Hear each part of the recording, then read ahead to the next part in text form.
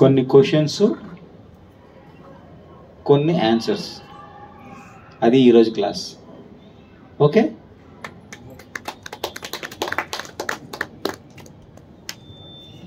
మనము చేసే ధ్యానం పేరేంటి? ఎవరో ఒక్కరు చేయెత్తాలి. ఎంతమందికి తెలుసు? చెప్పమని చెప్పలే నేను. నేనేం అడిగినాను? ఏం అడిగాను? ఎంతమందికి తెలుసు అని నేను చెప్పమని చెప్పలేదు. చెప్పేశారు మేడం. సరే, ఏంటి ఆ పేరు? శ్వాస మీద ధ్యాస. ఓకే, ఈసారి మళ్ళీ అడుగుతున్నా. రెండోది,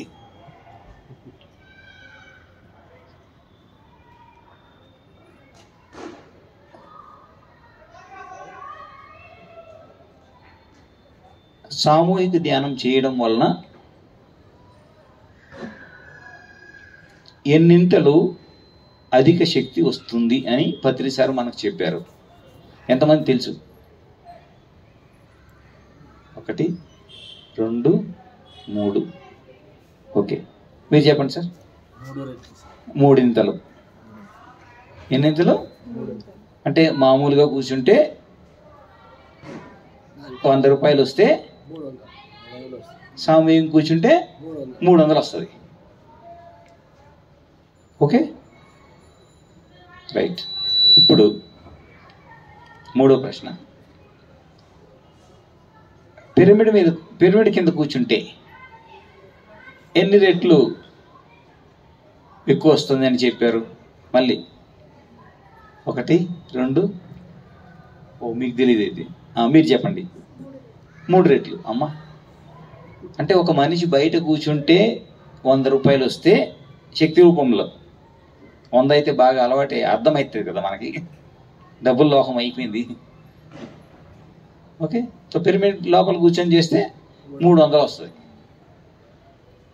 ఓకే, ఇప్పుడు 4వ ప్రశ్న. పట్టణంలో కన్నా పల్లెల్లో కూర్చొని చేస్తే అదే సమయము ఎన్ని రెట్లు ఎక్కువ వస్తుంది? ఎవరికి తెలుసు? అదో ఆ సార్కి తెలుసు. ఎక్కడైనా అంతే, పల్లెల్లో అయినా పట్టణంలో అయినా సేమ్ అనే అనిపిస్తుంది. కాదు, తెలుసా అని. ఓకే, మీరు ఇక్కడ వారం ఉండండి. నెక్స్ట్ వీక్ వారం రోజులు కంప్లీట్గా పల్లెల్లో ఉండండి. మిమ్మల్ని మీరు గమనించుకోండి. మీ మనస్సు, మీ అలవాట్లు ఎలా ఉన్నాయి?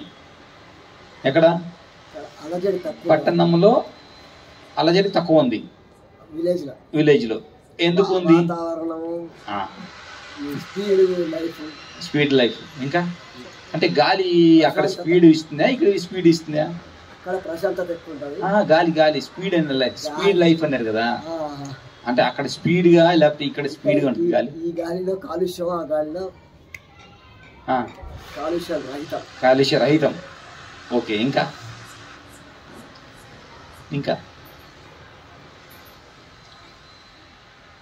మరి కాలుష్య రహితము ఉన్నప్పుడు అక్కడ మనుషుల్లో ఆలోచనల్లో మార్పు ఉంటుంది, ఉండదా? చెప్పండి. ఉంటుంది. ఆలోచనలో మార్పు ఉన్నప్పుడు, సరైన ఆలోచనలు ఉన్నప్పుడు అక్కడ ఎనర్జీ ఎక్కువ ఉంటుందా, తక్కువ ఉంటుందా?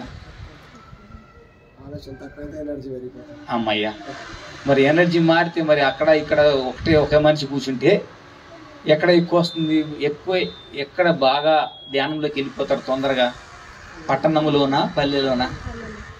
పల్లెల్లో. సో సార్ ఏం చెప్పారంటే, పల్లెల్లో ధ్యానం చేస్తే, అడవిలో పొలాల్లో ధ్యానం చేస్తే తొందరగా ధ్యానంలోకి వెళ్తారు. పట్టణంలో కోన అక్కడ 3 ఇంతలు ఎక్కువ శక్తి ఉంటుంది. ఓకే, ఇప్పుడు నెక్స్ట్ ఏంటంటే, ఒక అమ్మాయి చేస్తున్నాడు ధ్యానం, అమ్మాయి చేస్తుంది, ఒక అబ్బాయి చేస్తున్నాడు. ఎవరికి తొందరగా ధ్యానం కుదురుతుంది? సైన్స్ ప్రకారము అమ్మాయికి. అమ్మయ్య, ఎందుకు?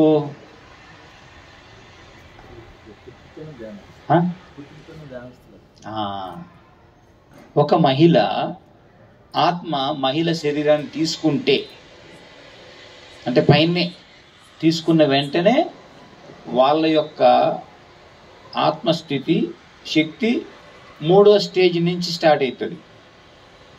3వ స్టేజ్ నుంచి మనిషికి 1st స్టేజ్ నుంచి, అంటే మహిళ అని ఎన్నుకున్న వెంటనే ఆత్మ వాళ్ళ శక్తి ఎంత పెరిగింది? 3 పెరిగిపోయింది. జనాలు అది తెలియకుండా ఏమంటున్నారు? మాకు మగపిల్లలే కావాలి అంటున్నారు. ఆడవాళ్ళు మాకు వద్దు అంటే ఆడ సంతానం వస్తే దాన్ని తిరస్కరిస్తున్నారు. అధిక శక్తిని తిరస్కరిస్తున్నారు. ఎప్పుడైతే న్యాచురల్గా వచ్చే శక్తిని ఒక మనిషి మానవ సమాజంలో తిరస్కరిస్తాడో ప్రకృతి ఏం చేస్తుంది? మీ పిల్లలు, మన పిల్లలు ఉన్నారు, స్కూల్కు వెళ్ళను అంటే మనం ఏం చేస్తాం? బలవంతంగా అయినా పంపిస్తాం. ఎందుకు పంపిస్తా ఉన్నారు? బలవంతం ఎందుకు పెడుతున్నారు? మన కోసమా? పిల్లల యొక్క భవిష్యత్తు కోసమా? ఇక్కడ కాఠిన్యం ఉందా? ప్రేమ ఉందా? ప్రేమే ఉంది.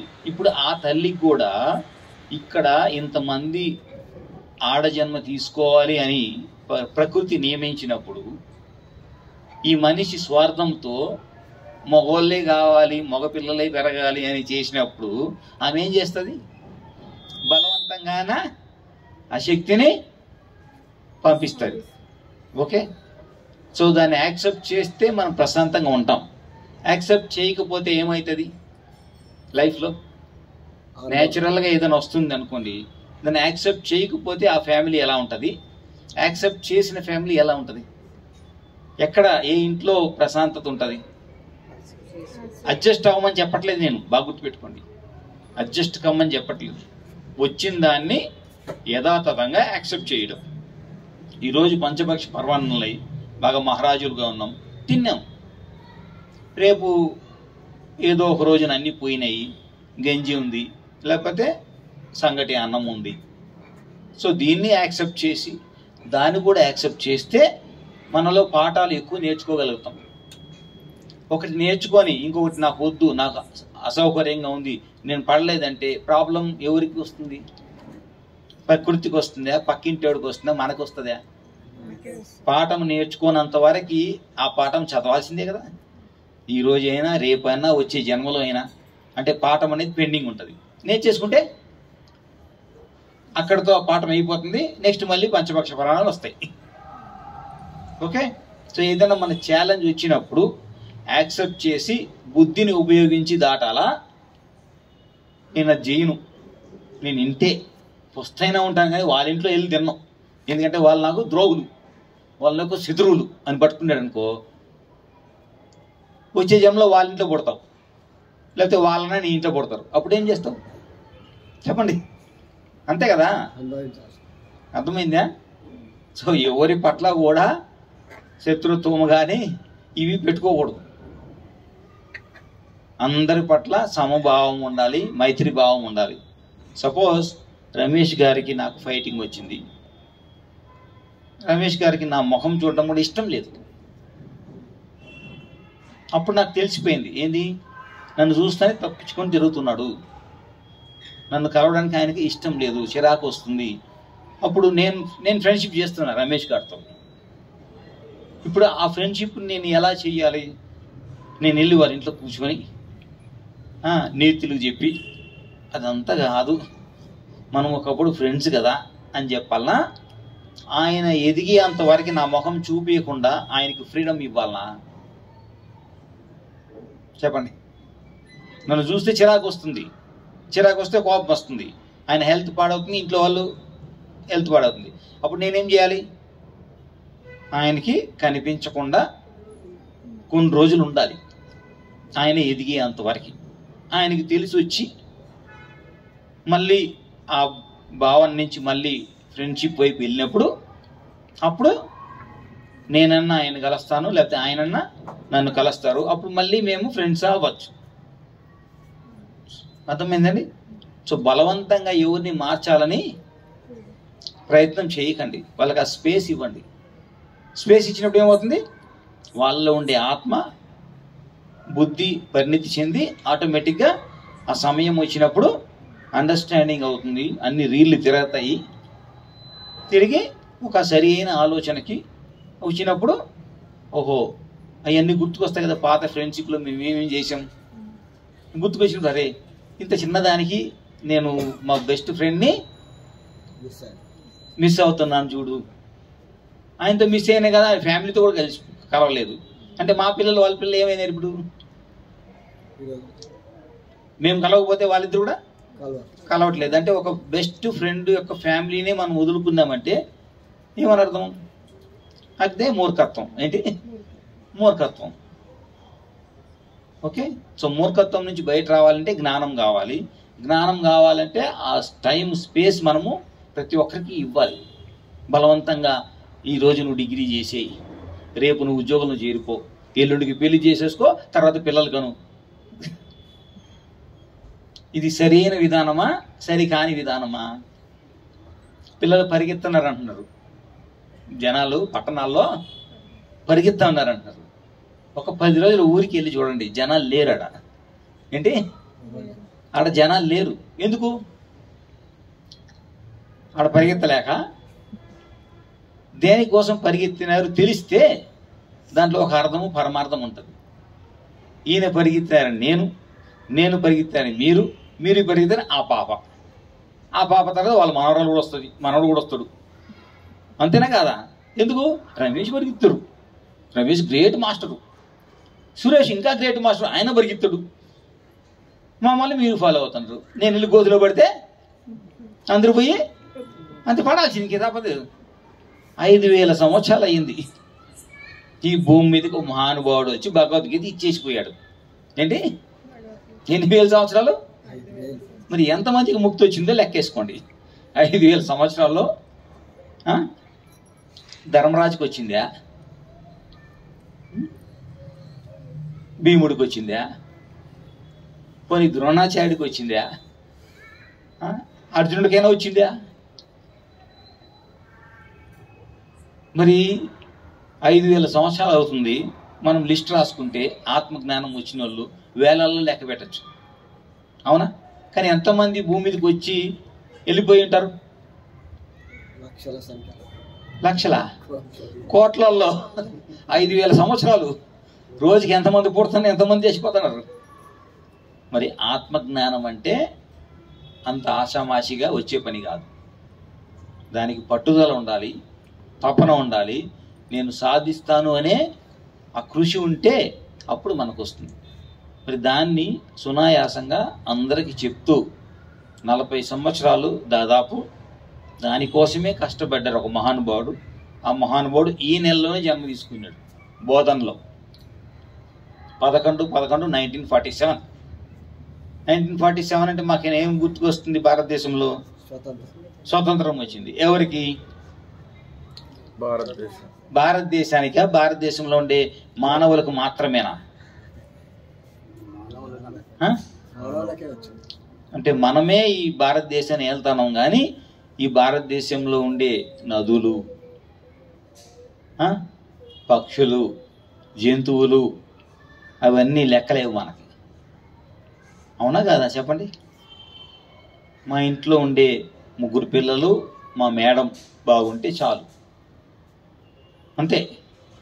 మిగతా వాళ్ళు మాకు లెక్కలేదు. అంతేనా భారతదేశం స్వతంత్రం అంటే?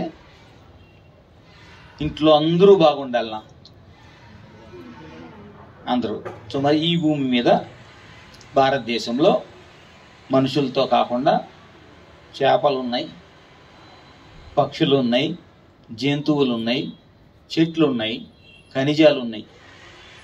ఆ సృష్టి మాతకి వీళ్ళందరూ పిల్లలేనా ఇల్లు అనుకుంటే ఓన్లీ మనుషులు మాత్రమే పిల్లలా?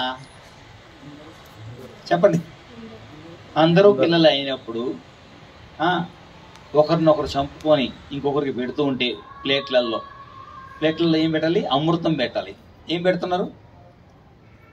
ఏం పెడుతున్నారు? ఇంకొక ప్రాణం తీసి, చచ్చిపోయింది కాదు. అంటే వాళ్ళకి స్వేచ్ఛ స్వతంత్రం లేదా? వాళ్ళకి హావభావాలు లేవా? వాటికి పెయిన్ కాదా? చెప్పండి.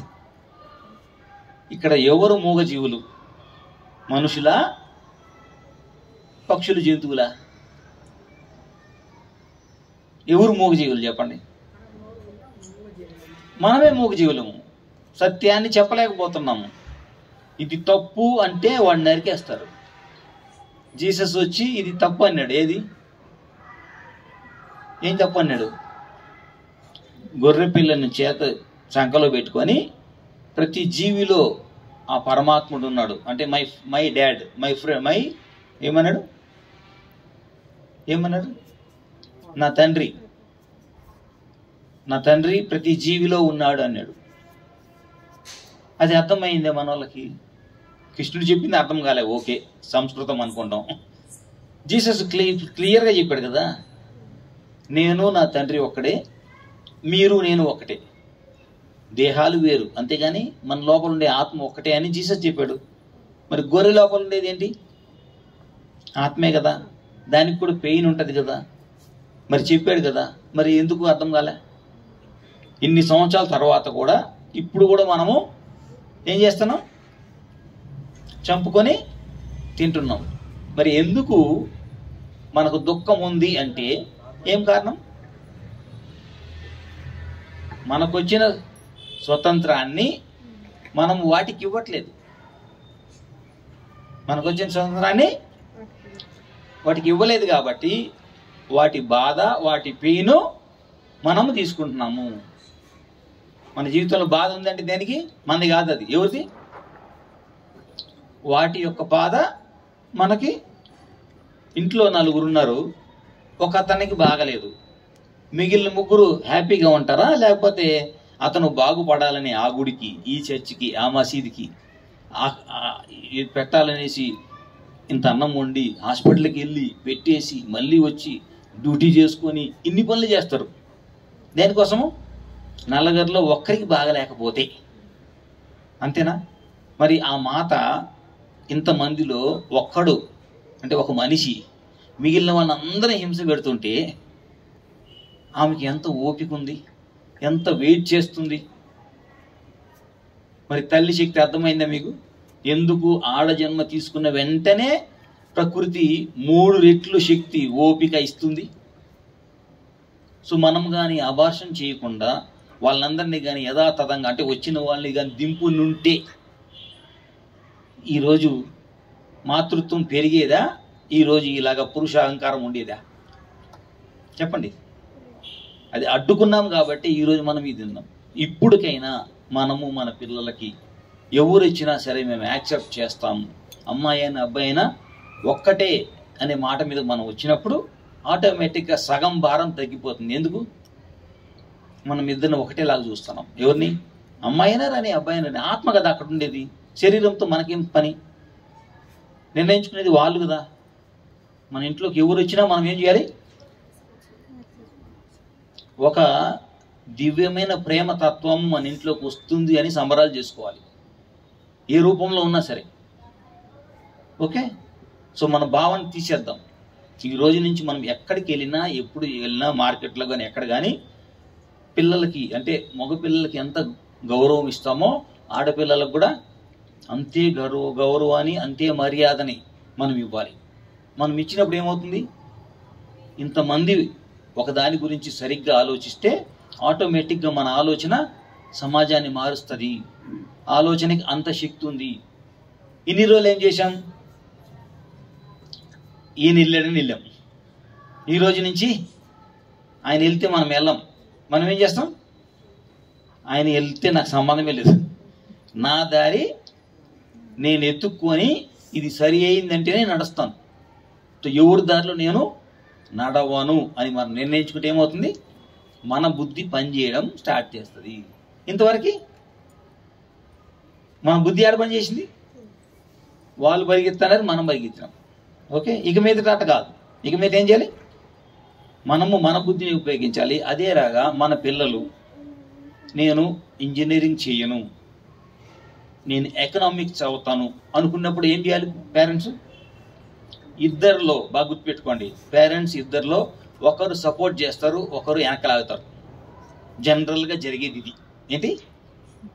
జనరల్గా 99% మీరు గమనిస్తే ఏ ప్రశ్న వేసినా సమస్య వచ్చినప్పుడు ఒకటి చెప్తారు, ఇంకొకరు ఆపోజిట్గా ఉంటారు.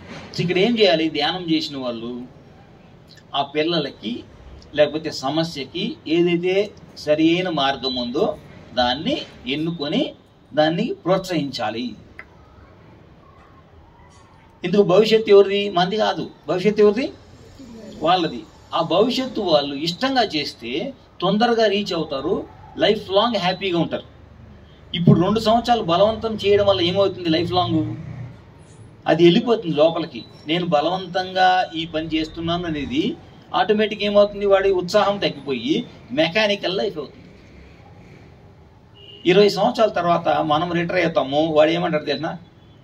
నాకు ఇది అసలు ఇష్టమే లేదు, మా పేరెంట్స్ వల్ల ఇది చేస్తున్నా అంటాడు.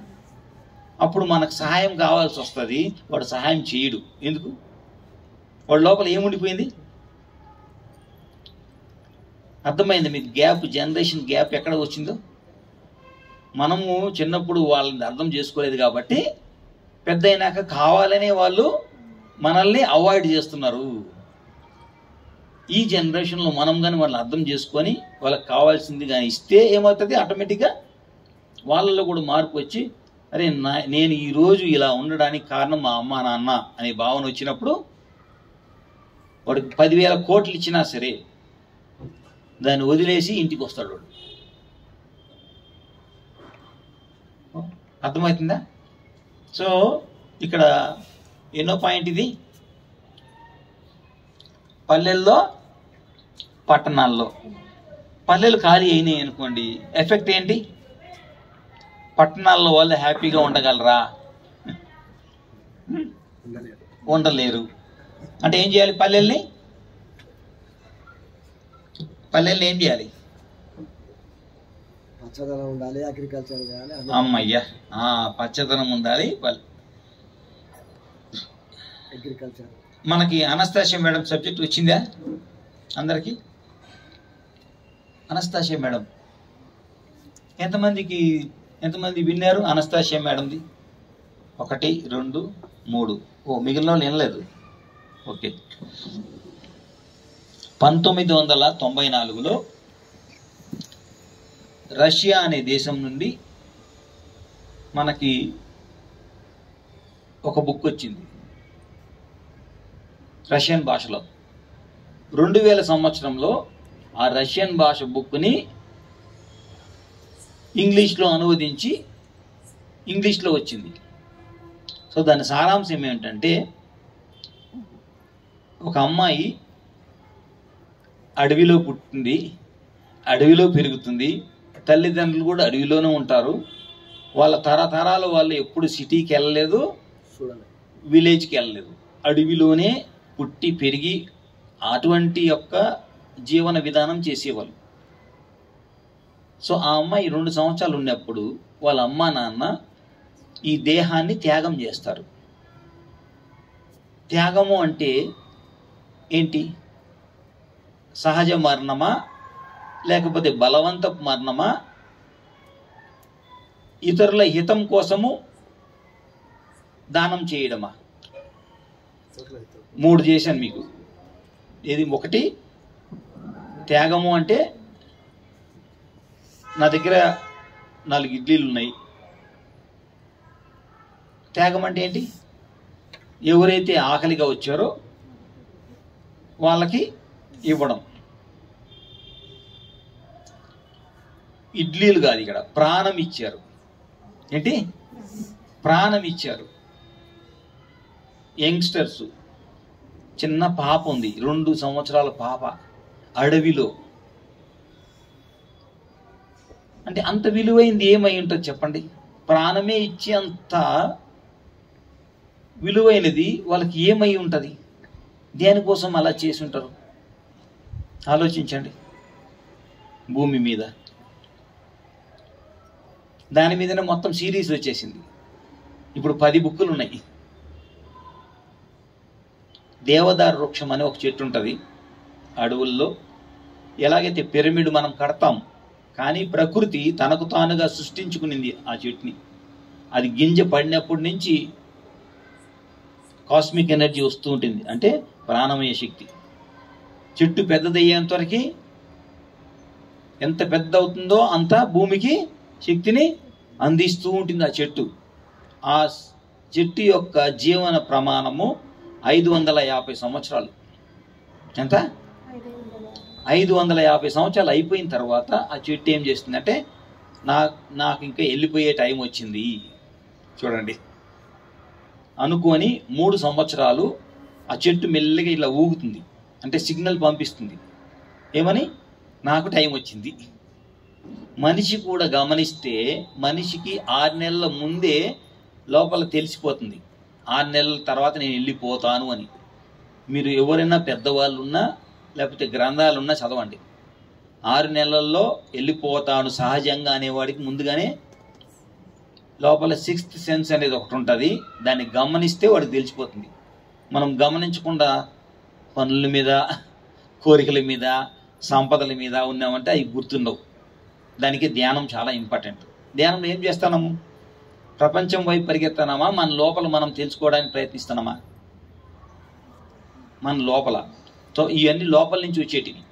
ఓకే. సో ఆ చెట్టు ఎప్పుడైతే అలా ఇలా షేక్ అయిందో దాని నుంచి ఒక వైబ్రేషన్ వస్తుంది. ఇప్పుడు నేను మాట్లాడుతున్నాను, నా నాలుగు నుంచి ఒక వైబ్రేషన్ దీన్ని తాకుతుంది, అంతేనా? తాకి ఏమవుతుంది? దీని లోపలికి వెళ్ళి అక్కడి నుంచి అందరికి వినిపించే విధంగా వస్తుంది. ఇప్పుడు ఈ వేవ్స్ కనపడలేదు మీకు, ఇక్కడి నుంచి అక్కడ వేవ్స్ కనపడలేదు, అక్కడి నుంచి అక్కడ మీ చెవుల వరకు వచ్చే వేవ్స్ కనపడలేదు. అవునా? ఏం కనిపిస్తుంది? ఏం వినిపిస్తుంది? ఏంటి? ఓన్లీ లిప్ మూమెంట్ మాత్రమే. ఓకే. సౌండ్ ఏమో వచ్చిందా? సౌండ్ లేదంటే వేవ్స్ లేవు. ఓకే. వినిపిస్తే మాత్రమే అది. ఇప్పుడు లేవు. అర్థమైందా? అంటే వేవ్స్ని ఈ కళ్ళు చూడలేవు. అర్థమైంది? ఇప్పుడు వేవ్స్ని అంటే ఈ కళ్ళకి ఆ శక్తి లేదు. ఏ శక్తి? ఈ వేవ్స్ని, సౌండ్ వేవ్స్ని చూసే శక్తి లేదు, వినే శక్తి ఉంది. ఎవరికి? అమ్మయ్యా, చూసే శక్తి ఒకరికి ఇచ్చారు, వినే శక్తి, మాట్లాడే శక్తి. ఎంత గ్రేట్ క్రియేటర్ చూసుకోండి. మనలాగా అన్ని పని చేసేసి మల్టీ టాస్క్ అని ఒకడే అన్ని పనులు చెయ్యాలని మనం ఎవరిని గ్రేట్ అంటాం? ఓన్లీ డ్రైవింగ్ వచ్చిన అనం. నువ్వు డ్రైవింగ్ చెయ్యాలి, ఇంకా అన్ని పనులు చేయాలి, మాస్టర్ ఇన్ ఆల్ సబ్జెక్ట్స్ అయితే నువ్వు గ్రేటు. ప్రకృతి అట్ట చేయదు, అన్ని పెట్టుకోదు. ఏం చేస్తుంది? వరుణ దేవుడికి ఒకటే పని. ఏంటిది? వరుణ దేవుడు ఏం చేయాలి? అంతే. ఎండతో వాళ్ళకి సంబంధం లేదు, గాలితో వాళ్ళకి సంబంధం లేదు, ఇంకేం సంబంధం లేదు. మనిషి మాత్రం ఏం చేస్తాడు? అన్నిట్లో తలదొరుస్తాడు. ఎందుకు ఇన్ని కష్టాలు వచ్చినాయి? అన్ని నెత్తినేసుకోవడం వల్ల. ఏది? ఓకే, అర్థమైందా? సో ఎక్కడున్నాం? ఆ చెట్టు ఇలా అన్నప్పుడు ఆ వేవ్స్ ఆ చుట్టుపక్కల గ్రామాలకు వెళ్తాయి కదా, ఆ గ్రామాలలో ఉండే పెద్దవాళ్ళకి అనుభవం ఉంది. వాళ్ళకు వాళ్ళ పెద్దోళ్ళు నేర్పిస్తారు. ఆ సౌండ్ వింటానే వాళ్ళకి అర్థమైపోతుంది, ఓహో ఎక్కడో ఒక చెట్టు చనిపోవడానికి సిద్ధంగా ఉంది అని.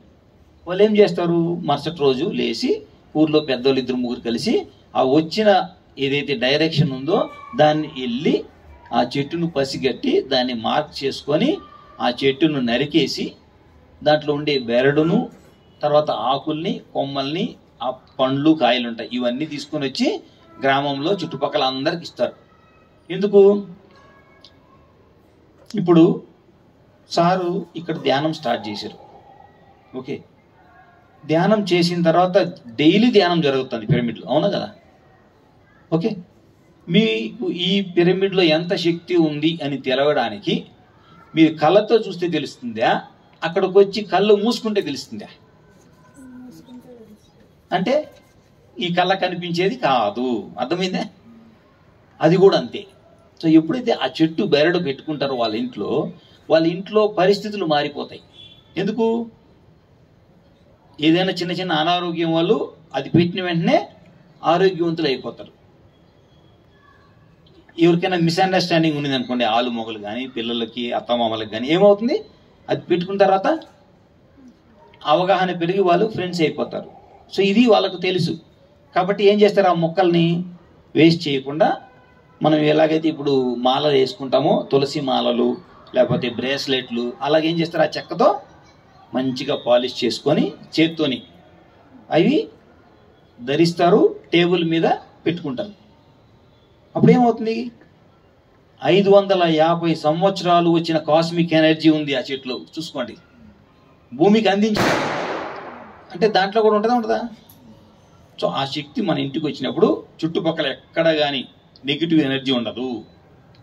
అంటే ఓన్లీ పాజిటివ్ ఎనర్జీనే ఉంటుంది. సో ఆ జీవితాల్లో మార్పులు వస్తాయి అని ఆ చెట్టు తనకు తానుగా ప్రజలకి సహాయం చెయ్యాలి అని ఆ రింగ్ అనేది, అంటే రింగింగ్ అంటే అలాగా ఊగింది, అంటే సందేశం పంపించింది. ఆ ముసలోళ్ళు పట్టుకున్నారు కాబట్టి వెళ్ళి దాన్ని. సో 3 సంవత్సరాలు కానీ ఒకవేళ ఎవరు కొట్టకపోతే ఏం చేస్తుంది అది? చెప్పండి. కాల్చుకొని చచ్చిపోతుంది. ఏం చేస్తుంది? అప్పుడు బూడిద అయిపోతుంది. సో ఆ గ్రామ పెద్దలకి ఏంటంటే అంత తను 550 సంవత్సరాలు తపస్సు చేసి శక్తిని కూడబెట్టుకుంటే అది మనుషులకు ఉపయోగపడాలి కదా అనేసి ఏం చేస్తారు? ఎంతో కష్టపడి దాన్ని నరికి పెద్దగా అయిపోయి ఉంటుంది. ఇంత మొక్కలు చేసి ప్రతి ఇంటికి, అంటే ప్రతి మనిషికి వెళ్ళే విధంగా వాళ్ళు సేవ చేస్తారు. ఓకే, ఇక్కడ ఏమవుతుందంటే ఆ చిన్నపిల్లలకి పెద్దోళ్ళకి పుట్టిన వెంటనే ప్రతి పిల్లవాళ్ళకి 3వ కన్ను తెరుచుకొని ఉంటుంది, త్రినేత్రం. అందుకే వాళ్ళు మనకు కనిపించినటువన్నీ వాళ్ళకి కనిపిస్తాయి, మనకు వినిపించేటివన్నీ వాళ్ళకి వినిపిస్తాయి. ఎందుకు? మనం ఏమంటాం? దెయ్యం భూతం అంటాం. ఎందుకంటే మనకు కనపడలేదు కదా, కానీ పిల్లలకు కనిపిస్తుంది సహజంగా. మనం భయం ఎక్కువ, మనకి పిల్లలకు భయం లేదు, మనకేంటి భయం. మనం ఏం చేస్తాము? దగ్గరుండే గుడికి వెళ్తే మంత్రదండం ఇస్తాడు, తాయెత్తి ఇస్తాడు. ఇంకెక్కడికి సాహిబ్ దగ్గరికి వెళ్తే ఏమిస్తాడు? ఇంకొక తాయెత్తి ఇస్తాడు. ఎందుకు? భయము. దేనికి భయము? పిల్లలకు భయం లేదు, వాళ్ళు చూసి చెప్పింది విని మనకు భయం వచ్చింది. ఎందుకంటే మనకన్నా కనపడలేదు మన తాత, వాళ్ళకన్నా కనిపిస్తాను తాత. చచ్చిపోయి 20 సంవత్సరాలు అయింది. నీకెట్ట కనిపిస్తా అంటాం. కనిపిస్తా అన్నాడు కదా, ఆడ కుర్చీలో కూర్చున్నాడు, టిఫిన్ తింటా అంటాడు ఆ పిల్లోడు. మనకేమో భయము. ఇప్పుడు ఏం చేస్తాము? భూత వైద్యుడి దగ్గరికి వెళ్ళి ఇంకొకసారి ఆ పిల్లోడు చెప్పడు. ఎందుకు? కనిపించినా చెప్పడు. ఎందుకు? మళ్ళీ వెళ్ళి వాతలు పెడతారు. అదేంటి ఏంటది, ఏమో ఉంటాయి వేపాకుల, అది తీసుకెళ్ళి ఏం చేస్తారు? సత్యం చెప్పిన దానికి పిల్లోడికి ఏంటి శిక్ష? అది వీళ్ళకి భూతం పట్టింది అనేసి. సో 5 సంవత్సరాలు వచ్చేసరికి పిల్లోడికి ఏమవుతుంది? ఇది మూసుకుపోతుంది, ఇంక వాడికి ఏమి కనిపించదు. అంటే మన లెక్క తయారైనాడు. ఏంటి? దేవుడు కాస్త మనిషి అయినాడు, ఇంక వాడికి ఏం కనపడవు. కానీ ధ్యానంలో ఏమవుతుంది? మనం దేనికోసం ఇన్ని గంటలు తపస్సు చేస్తాను, ధ్యానం చేస్తాను, మూసుకున్న కన్ను మళ్ళీ తెరుచుకోవాలని. అసలు వాళ్ళ జోలికి వెళ్ళకుండా ఉంటే వాళ్ళు ఏం చెప్తా ఉంటారు? కూర్చో, సరే నువ్వు కూడా మాట్లాడు అని ఉంటే ఏం చేస్తుంది? వాళ్ళు కూడా మాట్లాడుదురు, ఏమేమి విషయాలు తెలుసుకుంటారు, దాన్ని మనకు వచ్చి చెప్తారు. సో మనం ఏం తీసేయాలి? మనలో నుంచి భయాన్ని తీసేయాలి. సో వాళ్ళ యొక్క పరంపరలో చిన్నపిల్లల్ని వాళ్ళు భయపెట్టరు, వాళ్ళు భయపడరు. కాబట్టి ఏం చేస్తారు?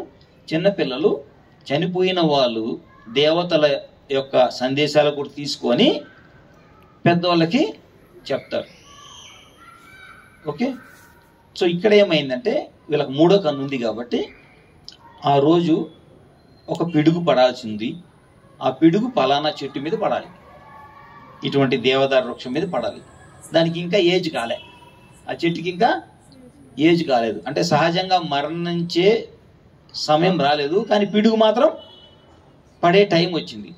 చెట్టును కాపాడదామని అనస్తాషియా మేడం వాళ్ళ, అంటే ఆ పాప అప్పుడు 2 సంవత్సరాలే, వాళ్ళ అమ్మగారు ఏం చేశారంటే దాన్ని తన పైకి ఆకర్షించుకునింది.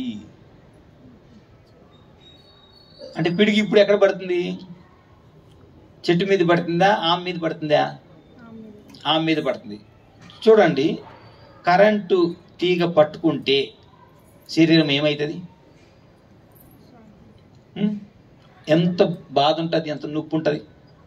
అటువంటిది ఒక మెరుపు వచ్చి పడితే ఈ శరీరంలో ఎంత నొప్పి ఉంటుంది, ఎంత పెయిన్ ఉంటుంది.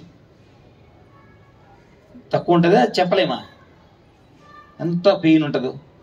సో ఇది ఎప్పుడైతే ఆమె ఆకర్షించిందో 10 అడుగుల దూరంలో ఉన్న భర్త పరిగెత్తుకుంటూ వచ్చి, నీకు ఎంత స్వార్థము, ఆ పెయిన్ని అంటే ఆ నొప్పిని నువ్వు మాత్రమే తీసుకుంటావా? మన ఇద్దరం పెళ్ళి అయినప్పుడు ఏమనుకున్నాం? కష్ట సుఖాల్లో పంచుకుంటామని చెప్పినావు. మరి సుఖం అయినప్పుడు ఉన్నావు, పిల్లలు కన్నప్పుడు ఉన్నావు. ఇప్పుడు చనిపోయేటప్పుడు నన్ను ఎందుకు దూరం చేస్తావని గట్టిగా చెయ్యి పట్టేసుకుంటాడు. ఎవరు చెయ్యి? భార్య చెయ్యి. ఇప్పుడు ఆ పెయిన్ చెరిసగం అయిందా లేదా? సో భర్త పని ఏంటి, భార్య పని ఏంటి, వాళ్ళిద్దరు నేర్పించారు మనకి. అడవిలో ఉండేవాళ్ళు, పట్టణములు బాగా చదువుకున్నాం అనుకున్న వాళ్ళకి ఏం నేర్పించారు? కష్టం వచ్చినప్పుడు ఒకరినొకరు వదలాలా, పట్టుకోవాలా? పట్టుకో. మనం ఏం చేస్తున్నాం? చదువుకున్న వాళ్ళం 1000 రూపాయల దగ్గర ఫైటింగ్ వస్తే విడాకులు. ఎంత? డబ్బులు కూడా వద్దు, ఈగో వస్తే చాలు విడాకులు. ఏంటి? వాళ్ళు ఏం చేశారు? చెట్టుని కాపాడడం కోసం ఒకరు త్యాగం చేస్తే నువ్వు ఒక్కటే ఎందుకు అంత భరించాలి, నేను కూడా భరిస్తానని ఇద్దరు కలిసి చనిపోయారు ఒక్క చెట్టు కోసం. అంటే వాళ్ళ దృష్టిలో చెట్టు ఎంత విలువైనది, మన దృష్టిలో జేసీబీలు ఉన్నాయి, సాయి ఉన్నాయి. అదేంటి సా అని వస్తుంది, రంపము ఇలా కోసి అలా పక్కన వేసేస్తుంది అంతే. అంటే అది ఉన్నా మనకు సంబంధం లేదు, కట్ చేసినా సంబంధం లేదు. ఎందుకు అస్తమాలు వస్తున్నాయి జనాలకి? ఎందుకు వస్తున్నాయి? ఎవరు అది? ఎందుకు వర్షాలు పడట్లేదు కరెక్ట్గా? కారణం ఎవరు? వాళ్ళ అడవిలో ఎందుకు అన్ని కరెక్ట్గా జరుగుతాయి రష్యాలో? ఎందుకు ప్రతి ఒక్కరికి పండించుకొని వాళ్ళు పండించుకుందే దొరుకుతుంది, మార్కెట్కి ఎందుకు వెళ్ళరు వాళ్ళు? చెప్పండి. వాళ్ళు ప్రకృతిని గౌరవిస్తారు కాబట్టి వాళ్ళకు ఏ సమయంలో వర్షం పడాలో, ఏ సమయంలో పడకూడదో ప్రకృతి నిర్ణయిస్తుంది. మనము చేయకూడని పనులు చేస్తున్నాం కాబట్టి మన జీవితాలు కూడా కరెక్ట్గా, ఇంకా పంట చేతికి రావాలి, తుఫాన్లో కొట్టుకుపోతుంది. కరెక్ట్గా 6 నెలలు పనిచేస్తాడు కరెక్ట్గా. అప్పుడు ఎందుకు? ఏం చేసావు నువ్వు? ప్రకృతి నియమాల్ని పాటించలేదు. వాళ్ళు అడవిలో ఉండి ఏం చేశారు? ప్రకృతి నియమాల్ని పాటించారు. సరే, ఇద్దరు వెళ్ళిపోయారు. ఇప్పుడు ఆ 2 ఏళ్ల పాప పరిస్థితి ఏంటి చెప్పండి? ఎలా బతుకుతుంది? మన ఆలోచనలో మనం ఏమనుకుంటాం? ఆ పాప బతకతుందా, లేకపోతే ఆ క్రూర మృగాలు ఉంటాయి కదా అడవిలో, ఎలుగుబంట్లు ఉంటాయి, తోడేళ్ళు ఉంటాయి, కుక్కలు, నక్కలు, పాములు, ఇంకెన్నెన్నో ఉంటాయి. మన మైండ్ ఏం చెప్తుంది? మళ్ళీ తాత ముత్తాత ఉన్నారండి. ఇక్కడ ఎవరు చనిపోయారు? అమ్మ నాన్న చనిపోయారు, తాత ఉన్నారు, ముత్తాత ఉన్నారు. తాత వయసు 80 సంవత్సరాలు, ముత్తాత వయసు 120 సంవత్సరాలు. ఇల్లు లేవు వాళ్ళకి. అందరూ అడవిల్లో అక్కడక్కడ ఒక ఎకరా, అంటే ఎకరా అంటే ఈ మారిగా ఉండదు, చెట్లు అన్నీ ఉంటాయి, అక్కడ ఉంటారు.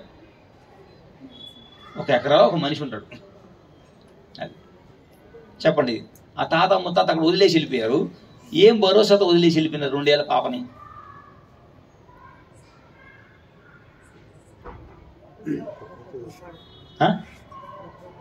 ప్రకృతి చూసుకుంటుందనే వాళ్ళ అనుభవము. ఆ అమ్మాయి అలాగే పెరిగింది, ఎంతో చక్కగా పెరిగింది. 3వ కన్ను ఎలా తెరుచుకునిందంటే ఏ లోకంలో ఏముంది అన్నీ చెప్పేస్తుంది. వెళ్ళి రాదు ఆమె. ఇక్కడ కూర్చొనే ఎక్కడెక్కడ ఏమేమి జరుగుతుంది మొత్తం చెప్పగలదు. అంటే ప్రకృతి మాత అయిన ఆ పార్వతీదేవి మనం కానీ విశ్వసిస్తే అన్ని పాఠాలు మనకు నేర్పించడానికి సిద్ధంగా ఉంది. మనం ఏం చేస్తాము? నేర్చుకోవడానికి సిద్ధంగా లేదు. ఎందుకు?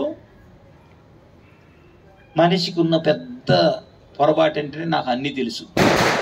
ఏంటది? తెలిసింది ఎంత? ఇంత తెలుసు. కానీ ఏమని ఉంటాడు? ఒకసారి బుద్ధ భగవానుడు ప్రవచనం ఇస్తూ ఉంటారు. ఎదురుగా 500 మంది బౌద్ధ భిక్షువులు ఉంటారు. ఆ రోజు అద్భుతంగా చెప్తారు. చెప్పిన తర్వాత ఇంకంతా వెళ్ళిపోయిన తర్వాత ఒక ముసలాయన వచ్చి నమస్కారం పెట్టి, ఇంతవరకు నేను ఎన్నో జ్ఞానాలు విన్నాను, కానీ ఈరోజు మీరు చెప్పిన జ్ఞానము మహా అద్భుతంగా ఉంది. మీలాంటి వాళ్ళు ఇంకా ఇంతకు ముందు లేదు, ఇక మీదట రారు అనేసి చెప్తారు ఎవరు పెద్ద ఆయన. అప్పుడు బుద్ధ భగవాన్ ఏం చేస్తారంటే, నమస్కారము, మీరు చెప్పిన దానికి చాలా చాలా థ్యాంక్స్. అక్కడ చెట్టు ఉంది కదా, కిందికి వెళ్ళి కొన్ని ఆకులు తేనాయన అంటారు. ఆయన వెళ్ళి పిడికిళ్ళతో 2 పిడికిళ్ళు అంటే 2 చేతుల్లో పెట్టి ఆకులు తీసుకొని వచ్చి వస్తాడు. తీసుకొని వచ్చానండి, అక్కడ వెయ్యి అంటారు. అక్కడ వేస్తాడు. ఈయనకి అర్థం కాదు ఎందుకు ఆకులు తెమ్మన్నాడు, ఎందుకు వేశాడు. అప్పుడు చెప్తాడు ఇవన్నీ అంటాడు, కొన్ని అంటాడు. అక్కడ ఇంకెన్ని రాళ్ళు ఉన్నాయి అంటాడు. ఇంకా చాలా రాళ్ళు ఉన్నాయి. చెట్టుకి ఎన్ని ఉన్నాయని ఇంకా చాలా ఉన్నాయి. అవే లాస్ట్ మళ్ళీ ప్రతి సీజన్లో రాలుతూ ఉంటాయి, వస్తూ ఉంటాయి అంట. అది ఎప్పుడు జరుగుతూ ఉంటుంది కదా. మరి నేను చెప్పింది ఎంత ఎంత నువ్వు తీసుకొచ్చావు చూడు, అంతా నేను చెప్పాను. ఇంకెంత ఉంది సృష్టిలో చెప్పండి? ఎంత ఉంది సృష్టిలో? అంటే నువ్వు రోజు నేర్చుకుంటూ ఉన్నా జ్ఞానం అనేది తరగదు, పెరుగుతూనే ఉంటుంది. సో ప్రతి ఒక్కరూ ఎప్పుడు ఆఖరి శ్వాస వరకు ఏం చేయాలి? కొత్త కొత్త విషయాలు నేర్చుకుంటూనే ఉండాలి. నేర్చుకున్నది ఆచరణలో పెడుతూనే ఉండాలి. ఓకే. సో ఆ అమ్మాయి, ఆ 2 ఏళ్ల పాప పెరిగి పెద్దయి తాను నేర్చుకున్న జ్ఞానాన్ని మన ప్రజలకంతా అందజేయాలని ఒక వ్యాపారవేత్తని ఎంచుకొని తన దగ్గరికి రప్పించుకొని ఆయనకి ఈ జ్ఞానాన్ని ఇచ్చి ఆయన రాసే విధంగా ప్రోత్సహిస్తే ఆయన 10 బుక్కులు రాశారు. 10 బుక్కులు రాస్తే ఆ 10 బుక్కులు 20 లాంగ్వేజెస్లో 1,000,000 బుక్కులు పైన అమ్ముడు పోయండి. 1,000,000 బుక్కులు. ఇప్పుడు చెప్పండి, ఎవరు సరి అయిన విద్యావంతులు? టీచర్లు ఎవరు ఇక్కడ? ఆ పాపకి టీచర్ ఎవరు? ప్రకృతి మాత. ఆమెకి ఎవరు చెప్పలేదు. ఆమె ఏం చేసింది? గమనించి నేర్చుకునింది. పరిశీలన. ఏంటది? పరిశీలన.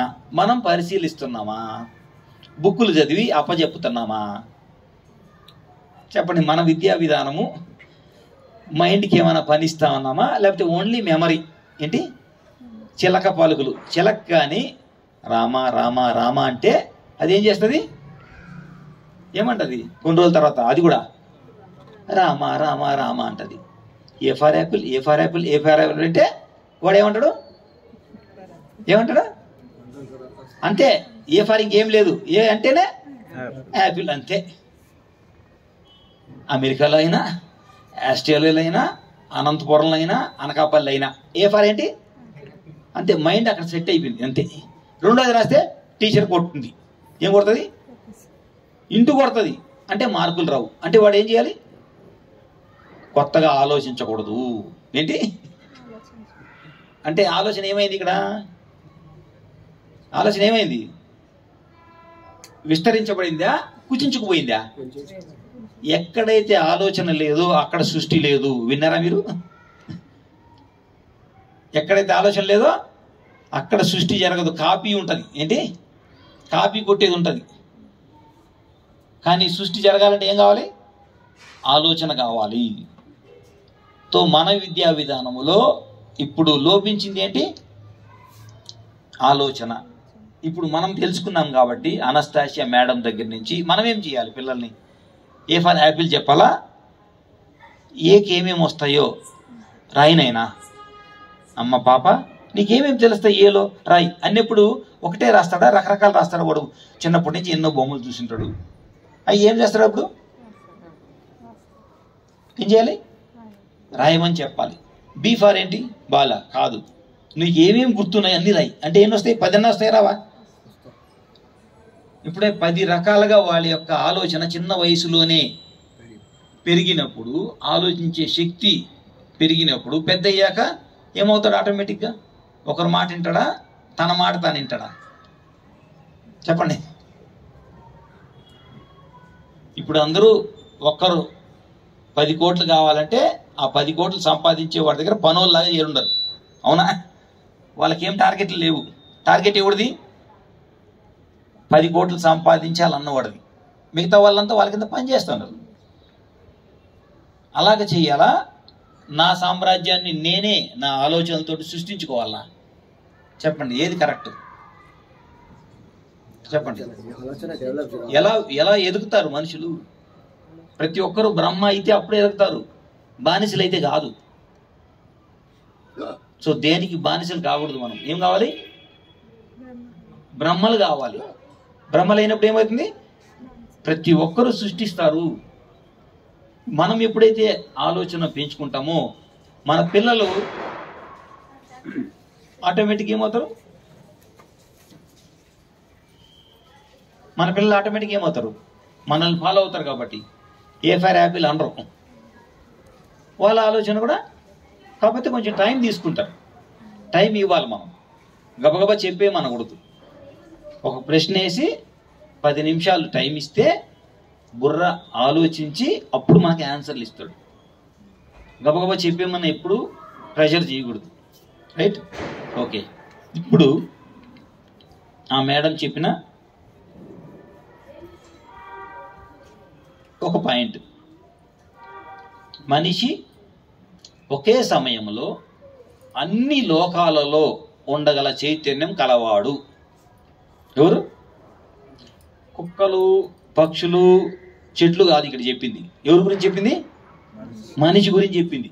అంటే మనిషి యొక్క చైతన్యం ఎంత హయ్యర్ లెవెల్లో ఉంటుందంటే ఒకే సెకండ్లో అతను అన్ని లోకాలలో అన్ని తలాల్లో ఉండగలిగే చైతన్యము మనిషి చైతన్యము అన్నప్పుడు మనిషి ఆత్మలో ఉండే చైతన్యము ఎదిగిన చైతన్యమా, ఎదగని చైతన్యమా? ఆమె చెప్పిందంటే కరెక్టే కదా. సో ఆమె ఏం చెప్పింది? ఒక మనిషి యొక్క చైతన్యము ఒకే సెకండ్లో అన్ని లోకాల్లో ఉండగలదు అని చెప్పింది. ఇప్పుడు మన చైతన్యాన్ని మనం ఏం చేసినాం? ఈ శరీరం లోపలే నేనున్నాను, ఈ శరీరం బయట నాకేమీ తెలియదు, నేను అంత తక్కువ అయిపోయాను అనుకుంటున్నారు. దీన్ని విస్తరింప చేయాలంటే ఏం చేయాలి? నేను శరీరంలోనే కాదు అంతటా ఉన్నాను అనే చైతన్యం మనకు కావాలంటే ఏం చేయాలి? చెప్పండి. ధ్యానం చేసి ధ్యానంలో వచ్చే మన అనుభవాల్ని మనం తీసుకొని, ఓహో ఈ శరీరమే కాదు, నేను ధ్యానం చేసేటప్పుడు లేకపోతే నిద్రపోయేటప్పుడు ఈ చైతన్యం అన్ని లోకాలకి వెళ్ళి మనకు స్వప్నాల రూపంలో అనుభవాల రూపంలో వస్తుంది. కాబట్టి నేను అన్ని చోట్ల ఉన్నాను అనే అనుభవ జ్ఞానం వస్తుంది. ఓకే. సో దీని గురించి మన పురాణాల్లో ఉన్నాయా లేవా? ఇప్పుడు ఇది అనస్తాసియా మేడం రష్యా నుంచి చెప్పింది. ఇదే సబ్జెక్టు భారతదేశంలో కొంతమంది యోగులు పుట్టి చెప్పున్నారు. చెప్పారా లేదా? ఎవరు చెప్పండి? ఒకరిద్దరు చెప్పండి. రమణ మహర్షి. ఓకే. బుద్ధుడు. రమణ మహర్షి అరుణాచలం దాటి ఎప్పుడు ఎక్కడికి వెళ్ళలేదు, అంతేనా? అని ఎక్కడికి వెళ్ళలేదు, అరుణాచలంలోనే ఉండిపోయినాడు లాస్ట్ వరకు. కానీ పంజాబ్లో ఉండే ఒక సర్దార్కి ఆధ్యాత్మికత వైపు దృష్టి మరలింది. నేను సత్యం తెలుసుకోవాలి అని ఎంతో మంది గురువుల దగ్గరికి వెళ్ళారు, ఎన్నెన్నో సాధన చేశారు, ఆయనకి ఎక్కడ ఆన్సరు దొరకలేదు. నేను ఎవరు, ఎందుకు వచ్చాను భూమి మీద, కానీ ఆయనకి ఎప్పుడు ఎవరు సమాధానం చెప్పలేకపోయినారు. అటువంటి అప్పుడు ట్రైన్లో రాకముందు ఆయన ఇంట్లో తపనతో ఉన్నాడు. ఒక ఆయన వచ్చి తలుపు కొట్టాడు. తలుపు తీశాడు. ఏంటంటే, నువ్వు ఏదైతే తపన పడుతున్నావో, ఏ సమాధానం అయితే నీ దగ్గర లేదో ఆ సమాధానం ఇచ్చి ఆయన అరుణాచలంలో ఉన్నాడని చెప్పాడు. సర్దారు వేషంలో ఏంటి ఇలాగ పకిడి వేసుకొని అలాగ వచ్చి చెప్పాడు. అవునా, నేను తపన పడతానని నీకెట తెలుసు? ఇవన్నీ అడగలేదు. ఆయనకి ఏమో మహానుభావుడు వచ్చాడు చెప్పాడు అనుకొని ఆయన అవునా సరే అంటారు. సో బై ఛాన్సు ఆ మరుసటి రోజు ఆయన ఉద్యోగం కోసం ట్రై చేస్తుంటే మెడ్రాస్లో ఉద్యోగం ఉంది నువ్వు రా అని టెలిగ్రామ్ వస్తుంది. సరే ట్రైన్ ఎక్కుతాడు పంజాబ్లో, అక్కడి నుంచి బయలుదేరి వస్తాడు. అక్కడ టీసీ కనపడతాడు. టీసీ దగ్గర ఒక ఆయన ఉంటాడు. ఆయన వచ్చి నువ్వు ఫలానా చోటకి వెళ్తున్నావు కదా, అక్కడి నుంచి కొన్ని కిలోమీటర్ల అవతల ఒక ఆశ్రమం ఉంటుంది, అక్కడికి వెళ్ళు అంటాడు. చూస్తాడు. ఆయన ఫేసు ఎలా ఉంటుంది అంటే, డోర్ దగ్గర వచ్చి చెప్పారు చూడండి, ఆ ఫేస్కి ఈ ఫేస్కి సిమిలారిటీ ఉంటుంది. ఇదేంది అక్కడికి వచ్చి చెప్పాడు, నన్ను ట్రైన్ ఎక్కిచ్చాడు, ఇప్పుడేమో ఇక్కడ కనిపించి నువ్వు పలానా చోటికి వెళ్ళి అంటున్నాడు. సరే ఎలాగో బుక్ చేసుకున్నాం కదా వెళ్తానని వెళ్తాడు. మెడ్రాస్కి వెళ్ళి ఏ కంపెనీ అయితే పిలిచిందో కాల్ లెటరు ఆడికి వెళ్తే అక్కడ ఏమైందంటే, ఆయన నీకు ఇక్కడ కాదు పని, పలానా చోట పని ఉంది, ఇదిగో 4 రోజుల వరకు నీకేమి పని లేదు ఇక్కడ, 4 రోజులు ఇంకా ఎక్కడ ఉంటావు నువ్వు అనేసి 500 చేతులు పెట్టి ఎక్కడన్నా ఉండేసి 5 రోజుల తర్వాత వచ్చి జాయిన్ అవ్వు అంటారు. ఇంకా ఉద్యోగం కన్ఫర్మ్ అయింది కానీ ప్లేస్మెంట్ లేదు ఇంకా. సో ఆయన 500 తీసుకొని ఈయన ఏదైతే చెప్పాడో అక్కడికి వెళ్తాడు. అక్కడికి వెళ్తే అక్కడ ఒక ఆయన కూర్చోన్నాడు గుమ్మని, గోచి ఒకటి పెట్టుకొని. ఎవరైనా చూసి షాక్ అవుతాడు. ఎందుకు? ఈయన ఫేసు, ట్రైన్లో కనిపించిన ఆయన ఫేసు, ఇంటికి వచ్చి చెప్పిన ఆయన ఫేసు ఒకటే. నాటకాలు ఆడుతున్నారా మీరు? గురువులు అని చెప్పుకొని సెల్ఫ్ డబ్బా కొట్టుకుంటారా? ఇక్కడుండి అక్కడికి వచ్చి నన్ను ఇక్కడికి రప్పించేదానికి నా ఇంటి వచ్చి తలుపు కొట్టి చెప్తావు ఫస్ట్, తర్వాత ట్రైన్లో కనిపించి నీ దగ్గరికి రప్పించుకుంటావు, ఇక్కడికి వచ్చినాక ఇలా కూర్చుంటావు, నాకు తెలీదా నీ కథ అనేసి అడుగుతాడు. ఈయన మాట్లాడు కదా, గుమ్మని నవ్వి ఊరుకుంటాడు. అప్పుడు శిష్యులు అడుగుతారు, ఏమి నీకు ప్రాబ్లం ఏంటి అని. ప్రాబ్లం ఏముంది, ఆయన పంజాబ్లో మా ఇంటి దగ్గరికి వచ్చి నన్ను బకరా చేసినాడు, అంటే గొర్రెం చేశాడు. అక్కడ ఉండేవాడిని ఇక్కడ అంటే రప్పించుకున్నాడు. నాయన నీ ఇన్ఫర్మేషన్ కోసం చెప్తానా, 11 సంవత్సరాలప్పుడు ఇక్కడికి వచ్చాడు ఈయన. అప్పటి నుంచి ఇప్పటి వరకు ఇక్కడి దాటలేదు అంటాడు. అవునా? లేదే, నాకు బాగా జ్ఞాపకం ఉంది అంటే పగిడి వేసుకున్నాడు కానీ ఫేస్ మాత్రం ఈయందే అని. ఇప్పుడు చెప్పండి, అక్కడికి వెళ్ళింది రమణ మహర్షే, కానీ ఏ రూపంలో వెళ్ళాడు? వీళ్ళ దగ్గర ఉన్నాడు. అదే సమయంలో ఆయనకి అవసరం వచ్చింది, ఏది? ఆత్మజ్ఞానము. మరి దారి ఎవరో ఒకరు చూపించాలి కదా. కాబట్టి ఏం చేశాడు? మారు వేషంలో అక్కడికి వెళ్ళి ఆయన్ని అక్కడి నుంచి ప్రేరేపించి ఇక్కడికి రప్పించాడు. డబ్బులు లేవు అంటే ఆఫీస్ వాడు ఏం చేశాడు? 500 ఇచ్చి ఖర్చులకి పంపించాడు. సో అప్పుడు ఆ శిష్యుడు చెప్తే అవును అర్థమవుతుందని ఆయన మళ్ళీ జాబ్లో లేదు, ఏం లేదు, అక్కడే భక్తుడిలాగా అయిపోయి ఈయన గురించి అన్నీ పరిశోధించి సాధన చేసుకుంటూ రమణ మహర్షిని మరి ఆ ఆశ్రమాన్ని చూసుకుంటూ ఎన్నో సంవత్సరాలు అక్కడే ఉండిపోయినాడు. అంటే ఇప్పుడు రమణ మహర్షి ఒక్క చోట ఉన్నట్ట, అన్ని చోట్ల ఉండేది అనుభవపూర్వకంగా తెలిసినట్ట? చెప్పండి, సాధ్యమా కాదా? మనకు కూడా ఎక్కడో హస్తినాపురంలో ద్రౌపది ఉంది, ద్వారకలో కృష్ణుడు ఉన్నాడు. ఏం చేశాడు కృష్ణుడు? అక్కడికి ఇచ్చాడు. ఎలా ఇచ్చాడు అంటే అక్కడ కూడా ఆయన చైతన్యం ఉంటేనే కదా ఇవ్వగలిగాడు. అంటే కృష్ణుడు అనేది శరీరం లోపలే పరిమితమా, విశ్వం అంతా వ్యాప్తమా? సో మనం ఎలా చూడాలి కృష్ణుడిని? పిల్లని గ్రోవ్ పెట్టుకొని ఆ రూపాన్నే పూజించాలా, లేకపోతే ఆయన ప్రతి పనిలో ప్రతి అణువులో ఉన్నాడు అనే స్పృహ మనలో ఉండాలనా? చెప్పండి, ఏది సరి అయిన విధానము, ఆలోచన విధానం? ప్రతి పని చేసేటప్పుడు, ఏది చేసేటప్పుడు ఆయన ఉన్నాడు, గమనిస్తున్నాడు అనే ఆ విధంగా చూడాలనా? నేను చేసుకొని పోతాను, నన్ను ఎవడు చూడట్లేదు, నాకు ఏ నియమ నిబంధనలు లేవు అని విచ్చలవిడిగా తిరగాలనా? చెప్పండి, గమనిస్తున్నారు లేదా? ఓకే, సో దీని గురించి అనస్తాసియా మేడం చెప్పింది కరెక్టా కాదా దీని ప్రకారం? ఓకే, ఇంకొకటి వీరబ్రహ్మం గారు తెలుసు అందరికి. వీరబ్రహ్మం గారు ధ్యానం చేశారా? గుహలో కూర్చొని ఆవుల్ని మేకలనంతా ఒక చోట పెట్టేసి గీత గీసేస్తాడు. తర్వాత ఏం చేస్తాడు? సాయంత్రం వరకు గుహలో కూర్చొని ధ్యానం చేసి మళ్ళీ సాయంత్రం అయిన తర్వాత ఆవుల్ని మేకల్ని తీసుకొని వెళ్ళి అప్పచెప్పేస్తాడు. రోజు ఇదే పని. ఓకే, ఒక గీత గీస్తే ఆవులన్నీ అక్కడ, గొర్రెలన్నీ మేకలన్నీ ఆడుంటే ఆ ఆహారం వాటికి సరిపోతాయా? ఆలోచించండి. పొద్దుటి నుంచి సాయంత్రం వరకు ఒక్క మేక కూడా, ఒక ఆవు కూడా గీసిన గిరి దాటేవి కావు, దాహం వేసేది కాదు. ఏదుండే గడ్డి దాంతోనే కడుపు నిండేది. ఏ పులి ఏ నక్క లోపలికి వచ్చే సామర్థ్యం లేదు దానికి. ఎవరు గీసింది అక్కడ? వీరబ్రహ్మం గారు. ఓకే, ఆయన వెళ్ళి ఏం చేసినాడు? అక్కడ గుహలో ధ్యానం చేసుకున్నాడు. ఓకే, అంటే మనం వచ్చిన పని చేస్తే మన పనిని ఎవరు చేస్తారని అర్థము? చెప్పండి. ప్రకృతి చేస్తుంది.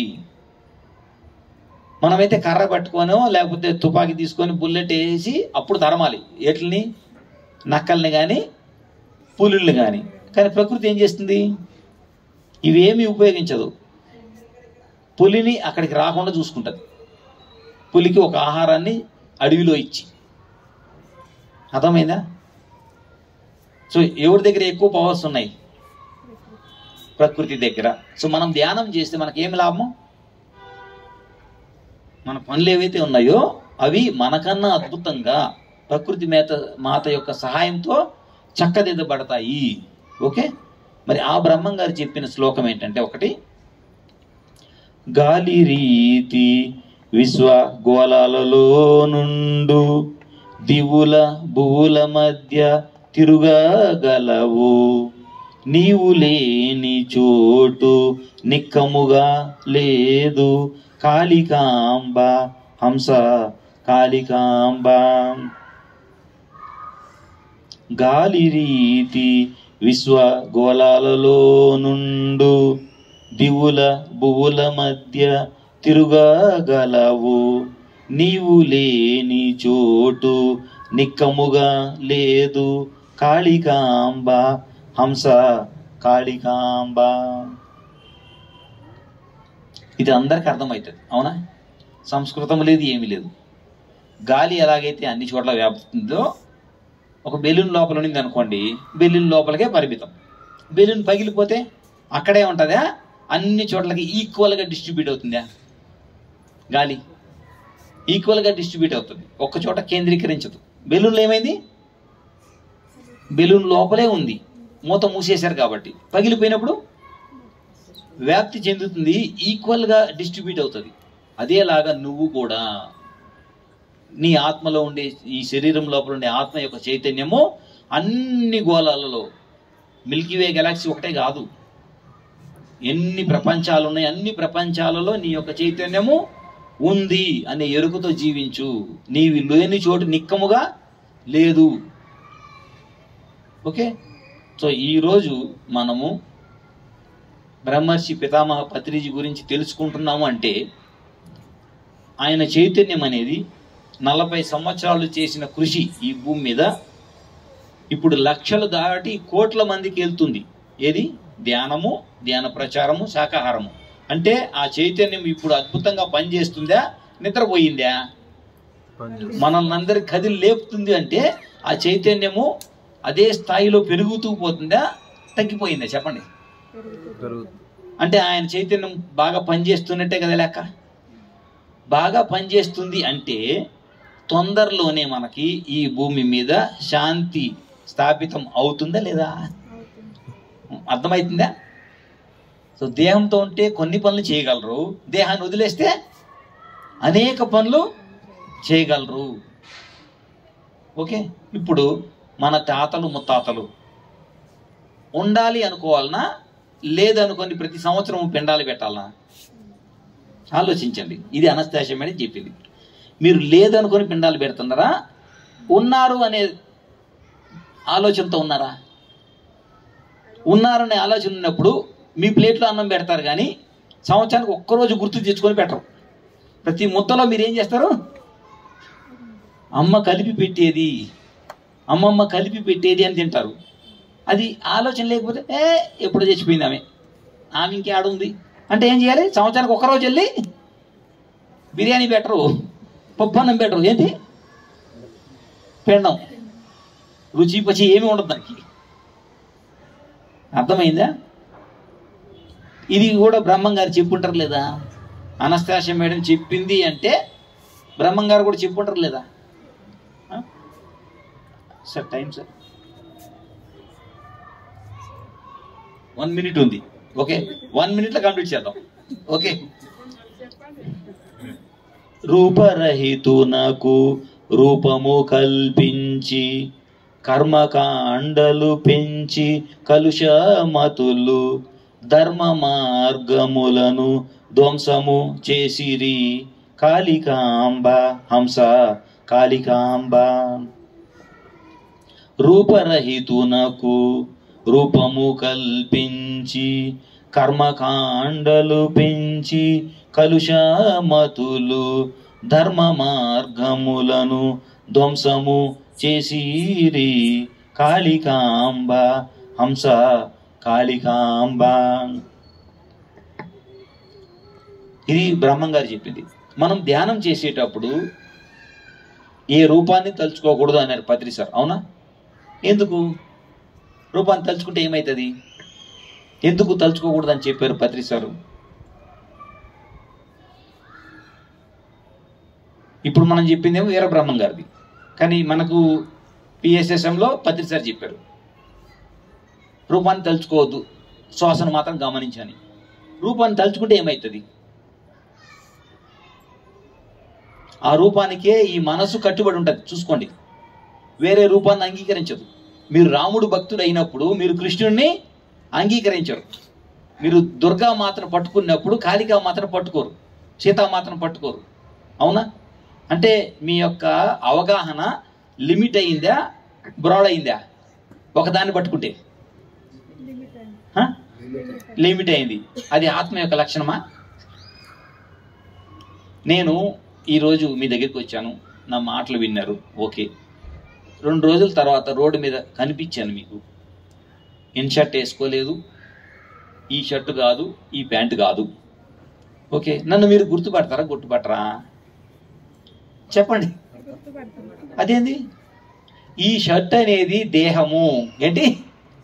ఈ షర్ట్ అనేది దేహము. షర్టును చూస్తేనే గుర్తుపట్టాలి మీరు. అది ఈ లోకం తయారు చేసింది. ఏంటి? ఏం చేసింది? చేతిలో బాణం ఉంటే రాముడు, షర్టు ప్యాంట్ వేసుకొని వస్తే రాముడు కాదు. ఏమి? అంతేనా కాదా? గుడి కడితే రాముడు అంటే ఏమని అర్థం? చేతిలో ఏముండాలి? లేకపోతే మీ మైండ్ యాక్సెప్ట్ చేయదు. పిచ్చోడీడు రాముడికి ప్యాంట్ షర్ట్ వేసాడు అంటే ఆ కాలంలో అలా ఉండింది కాబట్టి బాణం పట్టుకొని ధోతి పట్టుకొని వచ్చాడు. ఇప్పుడు పుట్టాలంటే జీన్స్ ప్యాంట్ వేసుకొని వస్తాడు. ఏమి? గోపాల గోపాల సినిమా చూసారు లేదా? అది మనం యాక్సెప్ట్ చేయము. ఎందుకు యాక్సెప్ట్ చేయము? రూపాన్ని పట్టుకున్నాము. రూపాన్ని పట్టుకోకండి. రూపాన్ని పట్టుకుంటే అజ్ఞానంలో ఉన్నట్టు. ఏం చెప్పినా రూపరహితునకు, అన్ని రూపాలు తానే అని కృష్ణుడు చెప్పాడు లేదా? మళ్ళీ ఎందుకు ఒకటే దాన్ని పట్టుకున్నారు? ఆయన చెప్తే కూడా పట్టుకున్నామంటే ఎంత అజ్ఞానం ఉంది మనలో. సో రూపరహితునికి రూపం కల్పించి అక్కడ మన మైండ్ ఏమి ఫిక్స్ అయిపోయింది. వేరే రూపాన్ని మనం అంగీకరించలేకపోతున్నాము. కర్మకాండలు పెంచి కలుషమతులు అంటే ఏంటి? ఈరోజు 3 చుట్లు చుట్టూ, రేపు 8 చుట్లు చుట్టూ, ఎల్లుండికి మోకాలతో నడువు, ఆ తర్వాత దొలుతూ నడువు. కర్మకాండలు పెంచుకుంటూ పోతారు. ఎవరు? కలుషమతులు అంటే మతి స్థిమితం లేని వాళ్ళు. మిగతా వాళ్ళు ఏం చేస్తారు? వాళ్ళను ఫాలో అవుతూ వాళ్ళు కూడా దొలుతూ పోతారు. వాళ్ళు కూడా మోకాలతో నడుస్తారు. మోకాలతో నడిస్తే దొల్లుతూ పోతే మోక్షం వస్తుందా? మనసు నిలకడగా ఉంటే మోక్షం వస్తుందా? చెప్పండి. మరి ఆ ప్రయత్నం ఎందుకు చేయట్లేదు అంటే మతి కలుషితమైంది. కలుషమతులు ఏం చేశారు వీళ్ళందరూ కలిసి భూమి మీద? ధర్మ మార్గములను ధ్వంసము చేసిరి. ఏంటి? రోడ్డు మంచిగా ఉంది, దాన్ని ఏం చేశారు? గుంతలు గుంతలు చేసి పడేశారు. ప్రతిసారి వచ్చి ఇప్పుడు ఏం చేశారు? ఆ గుంతల రోడ్ని 40 సంవత్సరాలు మనమంతా అంటే పెరిగిన మాస్టర్లు కాదు, అందరూ భూమి మీద వాళ్ళు ధ్యానం అనే ఒక దాన్ని వేసి, స్వాధ్యాయం అనే ఇంకొకటి వేసి, దానిపైన సజ్జన సాంగత్యం ఒక దాన్ని వేసి 3 లేయర్లు వేస్తే ఇప్పుడు మన ప్రయాణం హ్యాపీగా నడుస్తుంది. అర్థమైంది? గుంతలు తవ్వారు ఇంత ముందు వాళ్ళు, ప్రతిసారి ఏం చేశారు? మంచిగా రోడ్ వేశారు. ఈ పిరమిడ్ మహానుభావులు మన కోసం కట్టారు. ఇప్పుడు 2011లో. అంటే ప్రకృతి ఎంత ముందు చూపుతూ ఉంటుంది.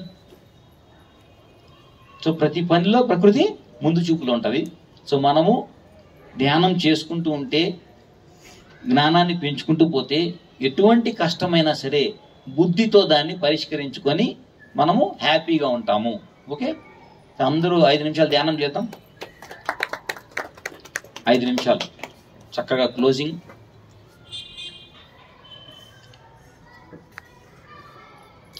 మనసుని నిలిపి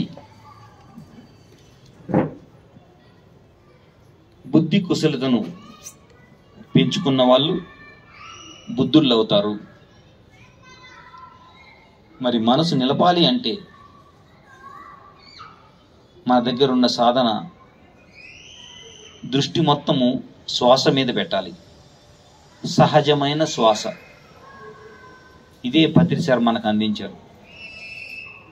ఎవరైతే సహజమైన శ్వాసను గమనిస్తారో క్రమక్రమంగా మనసు అనేది పరిపరి విధాలా వెళ్లకుండా క్రమక్రమంగా ఆలోచనలు తగ్గి శూన్యస్థితికి చేరుకుంటుంది.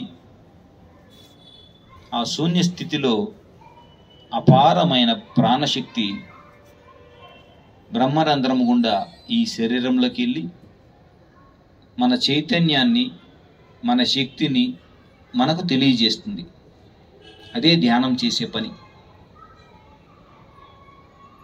ఎవరైతే తమ శక్తిని, తమ జ్ఞానాన్ని తెలుసుకుంటారో వాళ్ళ జీవితము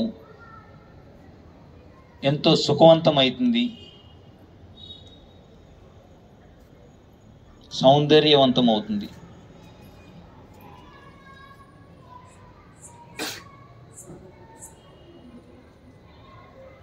ఐదే 5 నిమిషాలు మాస్టర్స్. శ్వాస మీదనే ధ్యాస. అంత గొప్ప విద్యని అందించారు మహానుభావులు. కృష్ణుడైతేనేమి, రాముల వారైతేనేమి, సీతాదేవి అయితేనేమి, బ్రహ్మర్షి పితామహ పత్రిజీ అయితేనేమి, వీళ్ళందరూ సకల మానవాళికి ధర్మ మార్గాన్ని అందజేశారు. మనం చేయాల్సిన పని ఏంటంటే వేరే వాళ్ళ విషయాల్లో తాదోచకుండా మనం భూమి మీదకి ఎందుకు వచ్చామో ఆ పని చేసుకుంటూ సాధన చేసుకుంటూ పోతే ఖచ్చితంగా ఈ భూమి మీదకి మనకి ఇది ఆఖరి జన్మ అవుతుంది. మళ్ళీ మళ్ళీ ఈ భూమి మీదకి వచ్చి పోవాల్సిన అవసరం లేదు.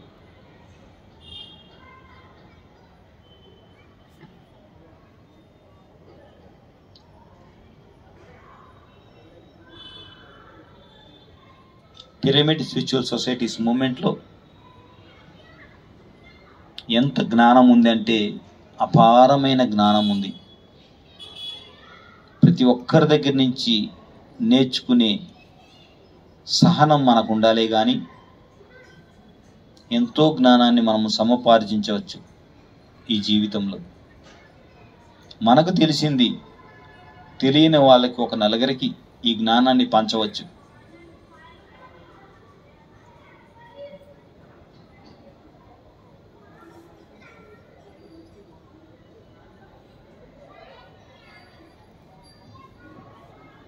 ఎల్లుండి అంటే 11/11/2025 యూరోప్లోని ఆస్ట్రియా అనే దేశంలో ఒకానొక నగరంలో శాకాహార ర్యాలీ జరుగుతుంది. That is pyramid master. యూరోప్లో శాకాహార ర్యాలీ చేస్తున్నారు.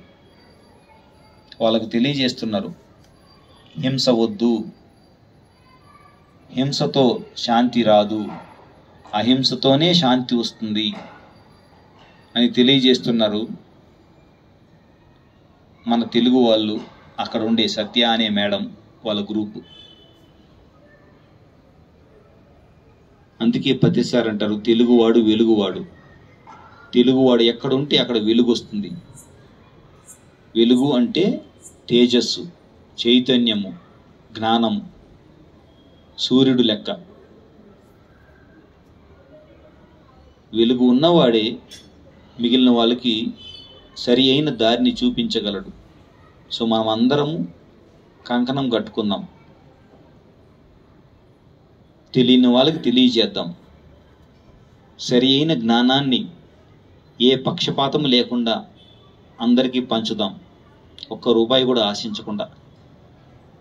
ఆటోమేటిక్గా రాబోయే సంవత్సరాల్లో ధర్మము, సత్యము, నిస్వార్థము అనేది ప్రతి ఒక్కరిలో నాటుకుంటుంది.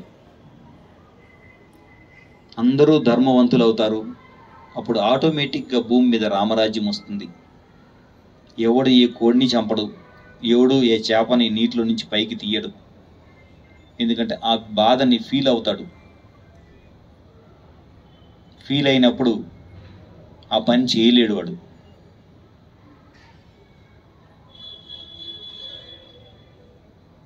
ఈ భూమి మీద ఒక్క హాస్పిటల్ కూడా ఉండదు. అందరూ ఆరోగ్యంగా జీవిస్తారు, ఆనందంగా జీవిస్తారు, ఆడుతూ పాడుతూ జీవిస్తారు. బాయ్ బాయ్ అని చెప్పి వెళ్తారు పైలోకానికి, ఏడుస్తూ కాదు. అంత అద్భుతంగా జీవిస్తారు భూమి మీద రాబోయే కాలంలో.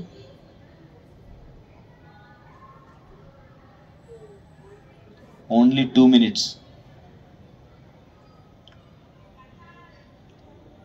భూమిని ఒక స్వర్గమయంగా చేయడానికి పిరమిడ్ మాస్టర్లు వచ్చారు భూమి మీదకి.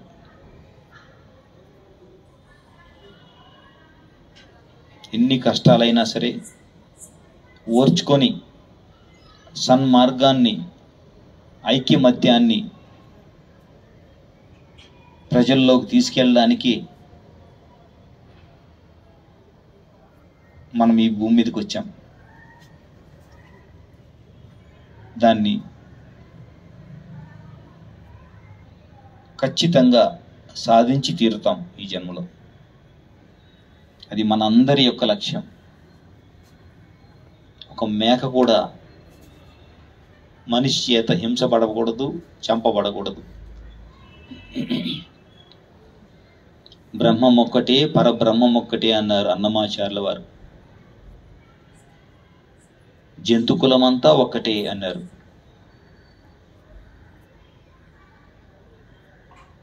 వాళ్ళంతా మన తోబుట్టువులు అన్నారు.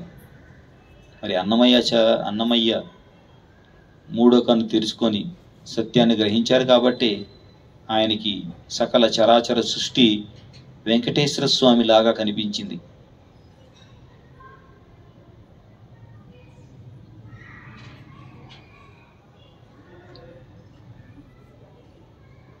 ఆఖరి 1 నిమిషం మాస్టర్స్, ఓన్లీ 1 minute. కార్తీక మాసం చేసుకుంటున్నాం. మరి కార్తీక మాసంలో కృతికా నక్షత్రంలో శివ పరమాత్మునికి అందరూ పూజలు చేస్తారు.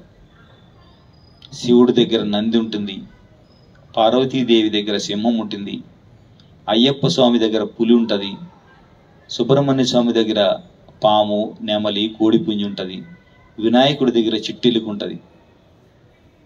అవన్నీ కూడా ఒక కుటుంబం లాగా ఉంటాయి. కానీ ఆ ఎలుకని పాము తిందు, పాము నెమలి తిందు, నందీశ్వరుణ్ణి సింహము తిందు, పులి తినదు. అవన్నీ కలిసిమెలిసి ఉంటాయి కాబట్టి అది కైలాసము అనబడుతుంది. భూమి మీద కూడా ప్రతి ఒక్కరూ ఆత్మస్వరూపులైనప్పుడు ఆత్మ లెవెల్లో ప్రతి ఒక్కరు అవగాహన ఉంటుంది కాబట్టి హింస అనేది ఉండదు కాబట్టి అప్పుడు భూమి స్వర్గంగా మారుతుంది.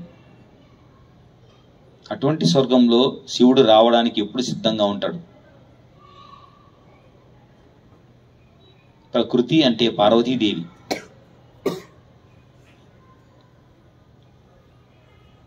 శివుడు ఎప్పుడు ఉండేది ధ్యాన స్థితిలోనే.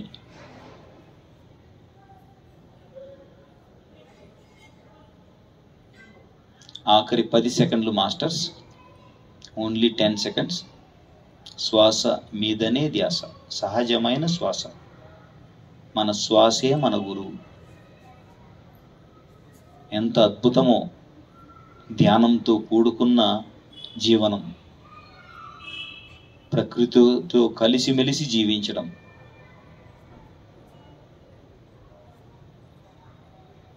ఐదు, 4, 3, 2, 1, 0. ఇప్పుడు మెల్లమెల్లగా 2 చేతులు తీసి 2 కళ్ళ మీద బోలించుకుందాం మాస్టర్స్. 5, 4, 3, 2, 1, 0. మెల్లమెల్లగా 2 చేతులు తీస్తూ చిరునవ్వుతో 2 కళ్ళు తెరద్దాం. ఇంత అద్భుతమైన ధ్యానాన్ని మనకు ప్రపంచంలో ప్రతి ఒక్కరికి తెలియజేసిన బ్రహ్మర్షి పితామహ పత్రిజీ గారికి పుట్టినరోజు శుభాకాంక్షలు చెప్తూ మనం ఈ సెలబ్రేట్ చేసుకున్నాం. ఇక్కడున్న తపోవాసులు అంటే తపోలోక వాసులు ఎప్పుడు తపస్సు చేసే వాళ్ళే ఈ తపోలోక వాసులు. సో మనం అందరం అయ్యర్ మాస్టర్స్ అయిన శివుడికి మరి బ్రహ్మర్షి పత్రిజీకి ధన్యవాదాలు తెలుపుకుంటూ ఈరోజు కంప్లీట్ చేద్దాం. Thank you master.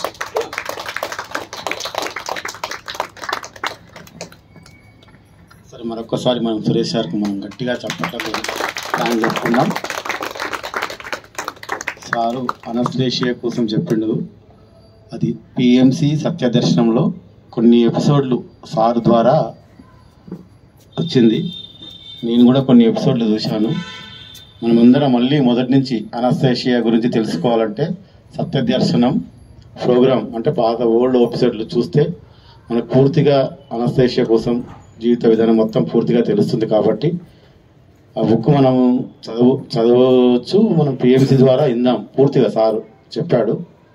ఇదొక్కటి మనం సార్కి ఒకసారి మళ్ళీ మనం గట్టిగా ధన్యవాదాలు చెప్పుకుందాం. 36 ఎపిసోడ్లు వచ్చాయమ్మా, 10 బుక్కులు కలిసి తెలుగులో చెప్పాం కాబట్టి ఆ లింక్ కావాలంటే రమేష్ గారికి పంపిస్తాను. 5వ తారీఖు కార్తీక పౌర్ణమి నన్ను ఫుల్ డే క్లాస్ తీసుకోమని ఏలూరుకు పంపించారు. ఏలూరుకి వెళ్ళాను. అసలు ఎంత ఆశ్చర్యపోయానంటే బాబు గారు అని ఒక ఆయన 3 సంవత్సరాలు అయింది ధ్యానంకి వచ్చి. వరి పొలం అది. వరి పొలాన్ని 10 అడుగుల మేర మట్టి నింపి పిల్లర్స్ వేసి ఆ పిల్లర్ కుంగిపోయింది. 2 పిల్లర్స్ అంటే 40,000 లాస్ వచ్చిందంట. అది పడిపోయినా సరే మళ్ళీ పిల్లర్ వేసి పిల్లర్ లేపి పిల్లర్ పైన 21x21 పిరమిడ్ కట్టి పక్కన రేకులు వేసి 1 ఎకరం పొలము మందులు వేయకుండా సహజంగా పండిస్తూ ఒక ఆవును పెట్టుకొని చుట్టూ గట్టి ఉంటుంది కదా, అక్కడ మునగ దగ్గర నుంచి జామ దగ్గర నుంచి అరటి దగ్గర నుంచి అన్ని ఫ్రూట్స్ వేసుకొని చేస్తున్నాడు. మీకు ఎలా వచ్చింది ఐడియా అంటే, ఎలా వచ్చిందో తెలియదు సార్, ధ్యానంకి వస్తే అన్నీ వస్తున్నాయి అన్నారు. అంటే అనస్థీషియా మేడం ఎక్కడో అడవిలో వచ్చిన ఆలోచన ఏలూరులో అయ్యిందంటే ఏలూరుకు మాత్రమే పరిమితమే. ఆమె ఆలోచన ఎవరెవరైతే ధ్యానంలోకి వెళ్ళలో వాళ్ళందరికీ వెళ్ళి ఉంటుందా అంటే అందరూ గార్డెన్లో కూడా పెట్టుకున్నారు. ఇప్పుడు ఇంటి పైన కూడా వాళ్ళు పండించుకొని తింటున్నారు. చూసారా మీరు కరోనా తర్వాత? అంటే ఒక ఆలోచన గమ్మన ఉండదు ఎప్పుడు. సో మనం అందరము ప్రపంచం శాంతిగా ఉండాలి అని అనుకున్నాం అనుకోండి, ఇంతమంది శక్తి ఏమవుతుంది, 1,00,000 మందికి చేరుతుంది. సో అది పవర్ ఆఫ్ థాట్ అంటే ఆలోచన. సో పిల్లలకి ఏం చేయాలి, ఏం నేర్పియాలి? ఇప్పుడు మనం సమయం ఇచ్చి ప్రశ్న వేసి వదిలేయాలి. అంతేగాని బుక్ చదివి ఇది చెప్పు చిలక పలకలాగా అనకూడదు. రైట్? డిస్టర్బ్ చేశాను sir. Okay sir, thank you. మరొకసారి మనం పత్రిజీ గారికి జన్మదిన శుభాకాంక్షలు తెలుపుకుందాం. Thank you master.